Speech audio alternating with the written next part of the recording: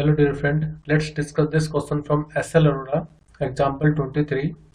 Chapter name is Mechanical Property of Solid. A 60 kilogram motor rest on 4 cylindrical rubber block. मतलब कोई एक motor है जो कि कुछ रबर ब्लॉक पर रखी हुई है। इस तरह से इस पर एक मोटर रखी हुई है। Each cylinder has a height of 3 cm and cross-sectional area is 15 cm square. The shear modulus for this rubber is 2 into 10 की power 6 Newton per meter square. If a sideway force of 300 Newton is applied to the motor, how far will it move sideways? तो हमें tangential force given है, so we can write tangential force है 300 Newton. तो देखो चार block हैं, चार block में इक्वली ये फोर्स डिवाइड हो जाएगी। तो हम ये लिख सकते हैं जो फोर्स लगेगी, पहले टोटल गिवन फोर्स कितनी है, tangential force on each block.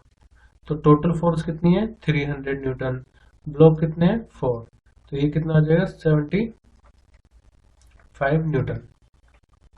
जो शेयर मॉडुलस होता है उसको हम ईटा से डिनोट कर रहे हैं, तो ये जाएगा फोर्स अपॉन में एरिया, लेट में इसको स्ट्रेस बोल रहा हूँ, स्ट्रेस अपॉन में स्ट्रेन। स्ट्रेस होता है फोर्स अपॉन में एरिया और स्ट्रेन होगा चेंज इन लेंथ अपॉन में original length. So eta will be equal to force upon में एरिया, या आ जाएगा एल अपॉन में डेल्टा एल।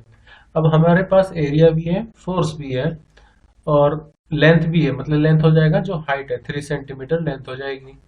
और हमें निकालना है कि how far it will move sideway. तो एक तरह से कितना साइड में हो जाएगा, तो हमें डेल्टा एल निकालना जो कि होगा फोर्स एल अपॉन में एरिया इंटू ईटा के। फोर्स की वैल्यू 75 है, लेंथ है 3 इंटू 10 की पावर, देखो 3 सेंटीमीटर है तो 10 की पावर -2 से मल्टीप्लाई करेंगे मीटर में आ जाएगा। एरिया 15, तो सेंटीमीटर स्क्वायर है ना, तो 10 की पावर -2 और उसका स्क्वायर हमें करना पड़ेगा यहाँ पर, तो वो आ जाएगा मीटर स्क्वायर में। और ईटा की वैल्यू 2 इंटू 10 की पावर 6।